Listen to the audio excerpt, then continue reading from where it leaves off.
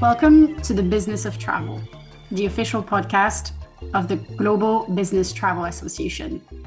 I'm Fanny Everard, Sustainability Program Manager at GBTA, and I'll be your host for today's first episode of the Carbon Compass, a special subseries of the Business of Travel podcast focused on sustainability and planet-related conversations. In each episode, we will unveil inspiring stories, innovative strategies, and impactful initiatives from our special guests. Leaders committed to steering the course toward a more sustainable future for business travel. Together, we will explore, unpack, and demystify the world of sustainability in business travel. Today, I have the pleasure to be with Mike Nicholus. Mike is the Global Operations Environment Director for Accenture, a 700,000 plus person organization that helps clients solve their toughest challenges by providing services in strategy and consulting, interactive, technology, and operations. Hi, Mike. Hi, Fanny. How are you doing? I am digging being here. This is awesome. I love the notion of having being part of a sub-series of things that are talking about planet-related conversations. I've got some thoughts. Yeah, I'm so glad we could find the time to sit together. I know you're super busy. Together, we'll explore what sustainable business travel means in the context of global sustainability. We'll talk about radical collaboration and what was needed internally to move the needle at Accenture. And lastly, we give some insights on what's next, what kind of innovations to watch out for, or look into if our listeners are interested. But before we dive into your work at Accenture, Mike, can you tell us a little bit more about your background, where you come from? Sure thing. So I'm based in Chicago, and I grew up here, and I've been working with Accenture for around 25 years or so. I started off doing a lot of awesome stuff for our clients. That's where most Accenture, what most Accenture people do. But the last 15 years or so, I've been in this gig, which is really directed at having Accenture be my client and making Accenture more and more sustainable. So my education is actually in finance from the University of Illinois, but since then I've been through some sustainable development programs with the World Business Council for Sustainable Development in Yale, and I'm part of Al Gore's Climate Reality Leadership course. So I'm sort of an environmental nut, in addition to being the guy who's actually responsible for fixing this stuff. I have 3 kids, which are, a big reason that I'm an environmental nut. You start to develop a much longer view of things once you start to have smaller versions of yourself running around, and so that's sort of me in a nutshell. So I'm a dude in Chicago, but I get to work with my friends around the world in a, like you said, a 700,000 plus person organization, trying to make things a little bit more sustainable tomorrow than they were yesterday. That's awesome. That's awesome. And actually, it would be helpful to understand what Global Environment Operations Director means exactly.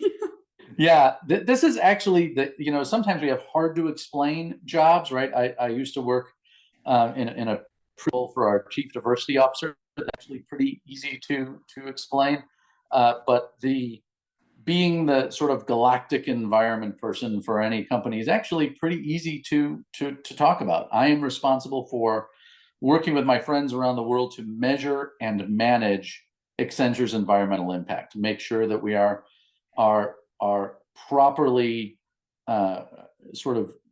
indicating, here's our impact to the world, here are the things that we impact directly, the things we impact indirectly, and then put programs in place to make that better. Obviously, I'm also trying to keep us out of trouble. We have a lot of environmental compliance things we've been paying attention to, and we have, ISO 14001 certifications around the world. So keeping us out of trouble is also very important. But fundamentally, it's around measuring and managing environmental impact of a company that has operations in 50 countries or so around the world. And you're a member of the GBTA Foundation Corporate Advisory Board, which we call CAB. It's a group that lives under the GBTA Foundation's Sustainability Initiative. The board is composed of sustainability experts from large multinationals like you that are actively involved in reducing their emissions from scope 3 category 6 emissions, which for our listeners that don't know, this is the emissions related to business travel specifically. For the GBTA Foundation, these exchanges deepens our understanding of sustainability trends for companies relying on business travel to conduct their business. But for you, Mike, why is it important to be part in these conversations and participate in sustainable business travel discussions with the GBTA Foundation? Yeah, I mean, ultimately it comes down to amplification. And by that, I mean, I'm just a dude in Chicago, right? So there's only so much. If I'm an environmental nut and I want to make the planet better, there's only so much one human being can do in Chicago. But that human being leveraging their skills, and by leveraging, I mean that in its purest sort of physics term, right? A lever is a big stick or something, and you can amplify your strength by using a lever, right? That's how a nutcracker works. Try and crack open a walnut with your hand, you can't do it, but use a nutcracker and you've got leverage. You can do more than you could on your own. And so working within my company, working with other companies, whether they're our clients or our suppliers or counterparts in the GBTA CAB, right? Within the context of a corporate advisory board, I have the opportunity to connect and amplify my own reach, to really understand what others are doing, to find ways to collaborate together, to make our collective voice louder than individually we might be able to do by ourselves. So it's really around sort of that notion of the whole being bigger than the parts. And I guess it's sort of like the old saying goes, right? If you want to go fast, go by yourself. But if you want to go far, go as a group. And when it comes to environmental issues in general and climate change in particular, we really need to be together. Yeah. And like Accenture always says, we believe every business must be a sustainable business. But actually, can you explain a little bit more what that means, and in particular in the context of sustainable business travel, but in the sustainable ecosystem overall? For sure, this is such a critical thing, right? I mean, and it comes down to how we, again, specific to climate change, right? One of the funny things about carbon accounting, right? One of the differences between financial accounting and carbon accounting sort of has this notion of shared accountability. When I get in a taxi cab and I tell it, all right, take me across town, that taxi cab driver is creating scope 1 emissions out the back of the tailpipe. But those count as my scope 3 emissions because I said, please take me across town, right? I have a role in that. And that notion of shared accountability is so important when we think about the criticality of how we need to address and solve this sort of, existential problem of climate change. We all have to be together. So when we say every business must be a sustainable business, right, sort of another way to think about that is that sustainability is a team sport. So we need to work together. No one company, no one nation, no one individual can fix this on their own, right? If we would, this would go a lot faster. We necessarily have to work together. And so this idea of friendly collaboration that we are all that we all need to go to the same place, because there is no sort of second backup planet. If we're going to have economic sustainability in the future, we need to make sure that we have environmental sustainability that's going to underpin that. And why is it particularly important for Accenture to talk about business travel emissions, actually? Well, we are a business-to-business business. And so our role, we are often working with some of the largest companies around the world.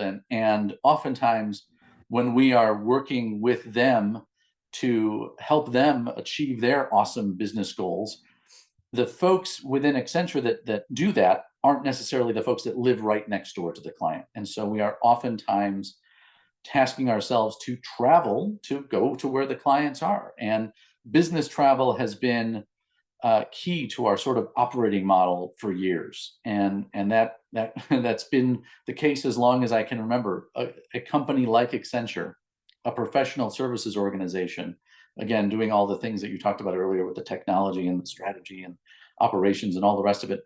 It's very difficult to do those things without business travel. Now, we can be smart about that, and we don't necessarily travel all the ways we might have 5 years ago or longer, but travel is still critical.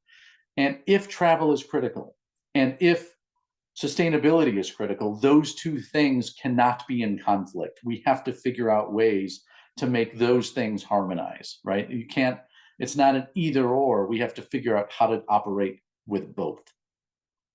Yeah, absolutely agree. And actually, you mentioned the need for team collaboration within organizations. That's what we do. At the GBTA Foundation, you're actually part of the harmonization working group under the sustainability initiative. So you've got that collaboration between different organizations. But can you talk a little bit more about that collaboration within Accenture? How did it start? And what did it help you achieve? Because as we know, to be able to develop a sustainable business travel program, you need a lot of stakeholders involved.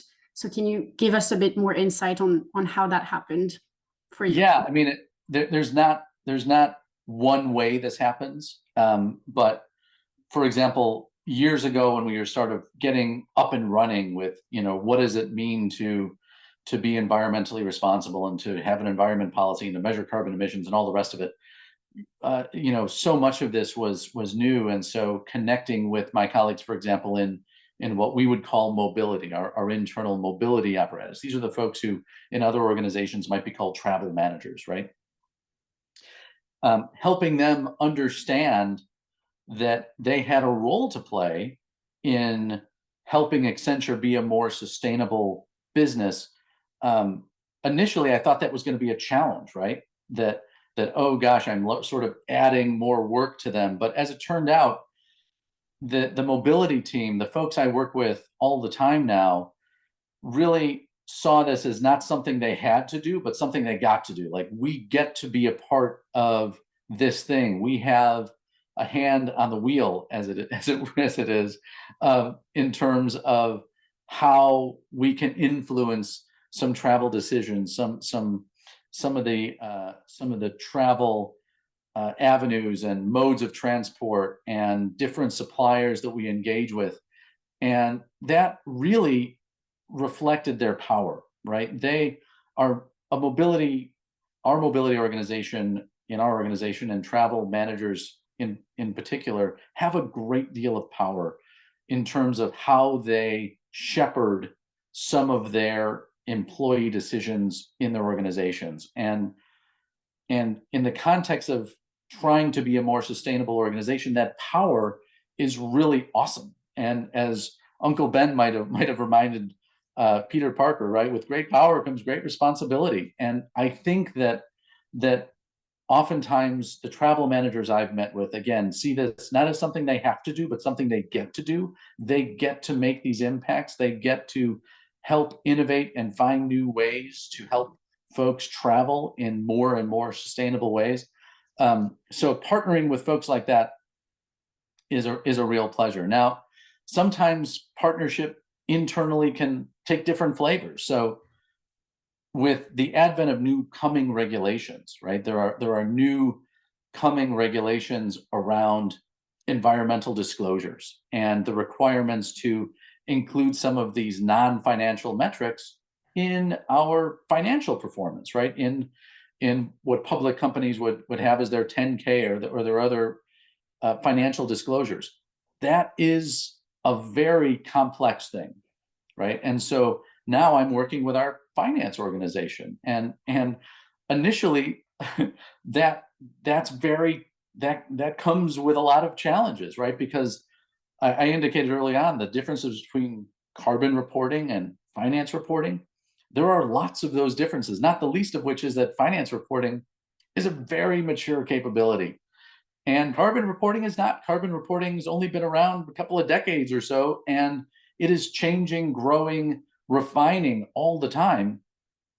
And so you have a situation where financial professionals in organizations have such a well-executed, well-defined, beautifully choreographed thing that creates financial results every quarter, every year. And it is gorgeous, right, to see our financial professionals sort of execute that so seamlessly with oversight and controls and all the rest of it. It's like ballet. It's just beautiful. It's this beautiful, a quarterly recital that is put on.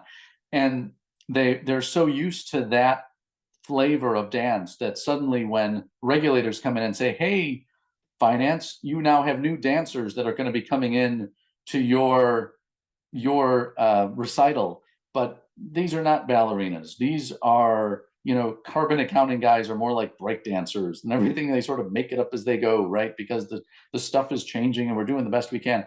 And so that is right from their standpoint, from a financial standpoint, to see this very new domain coming in and sort of sharing your space can be pretty challenging. But again, because we're all sort of going to that same space, that necessary union between economic sustainability and environmental sustainability sort of is forcing these otherwise disparate capabilities to collaborate together. So it really is a team sport.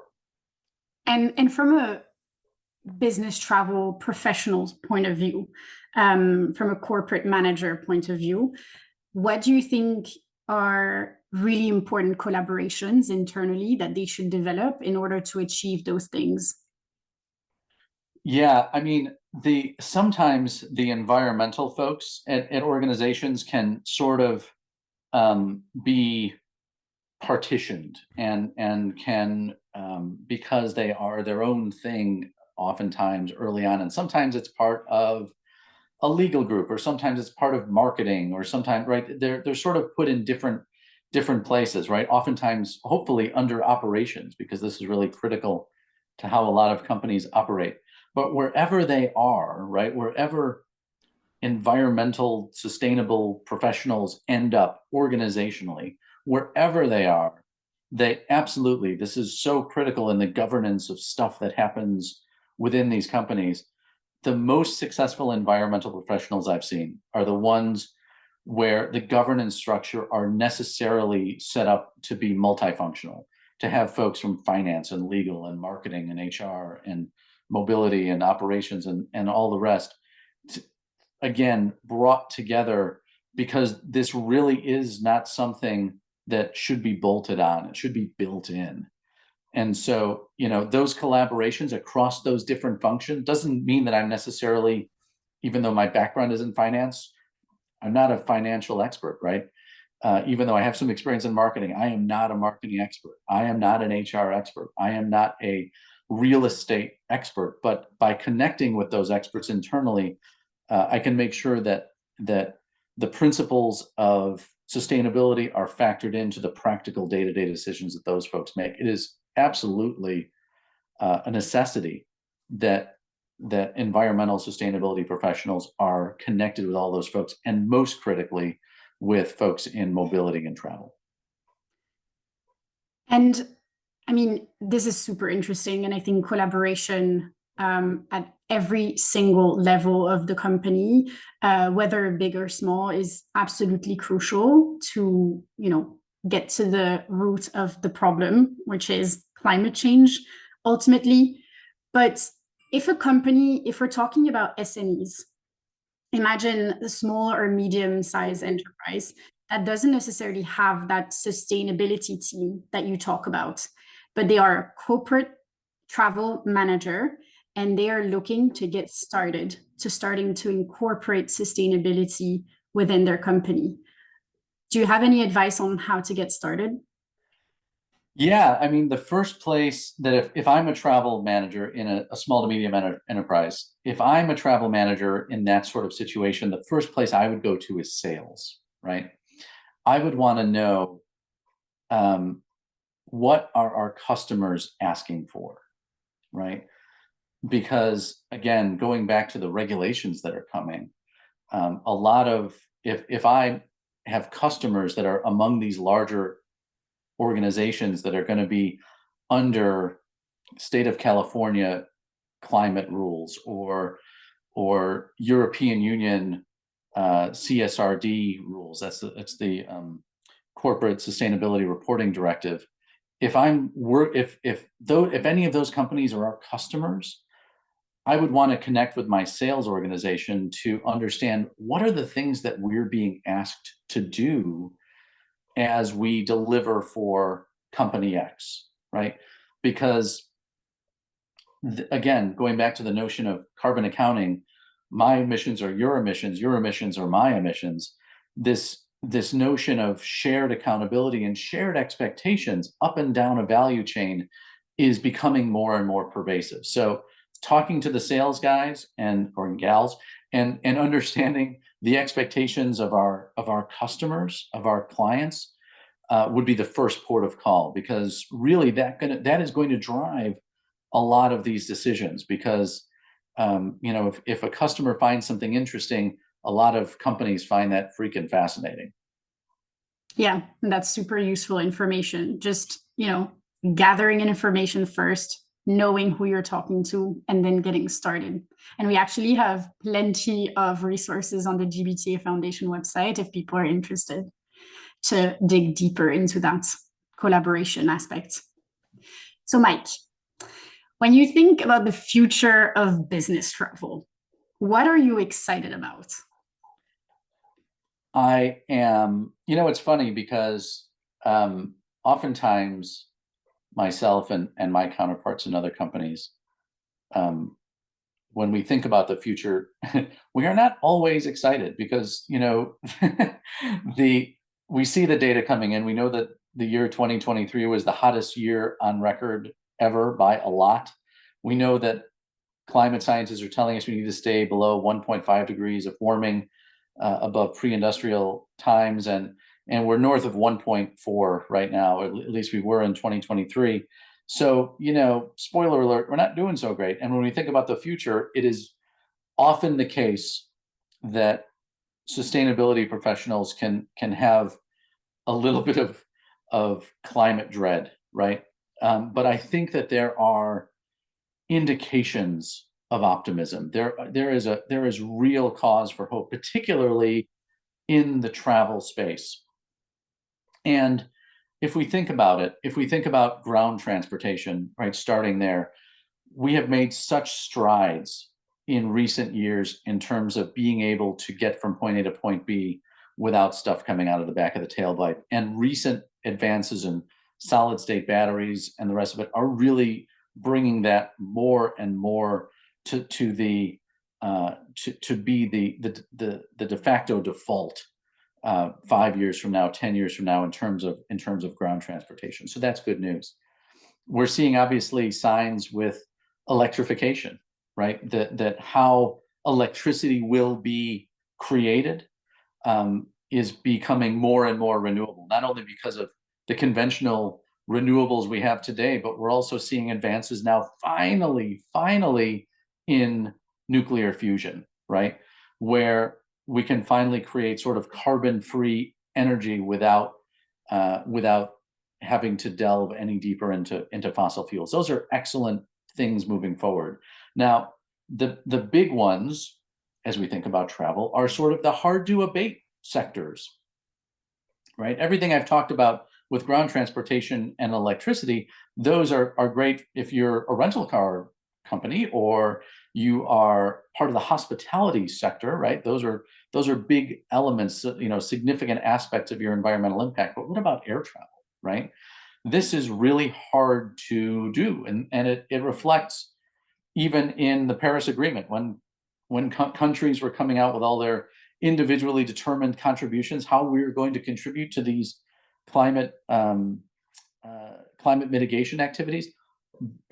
Very few, if any, countries even mentioned, let alone had targets around aviation, right? Does it count if it starts here and ends there? Does it count if the airline has the profits here? Where do we count this stuff? Oh my gosh, this is everywhere. And what it comes down to is it's everyone's problem. We need aviation, right? Aviation has brought the world together. So from a capital S sustainability standpoint, social sustainability, economic sustainability, we need aviation to bring us together, to keep us together, because when especially international travel increases perspective and engagement and compassion and cultural understanding, this is critical as we move forward, even as we're trying to solve for environmental sustainability.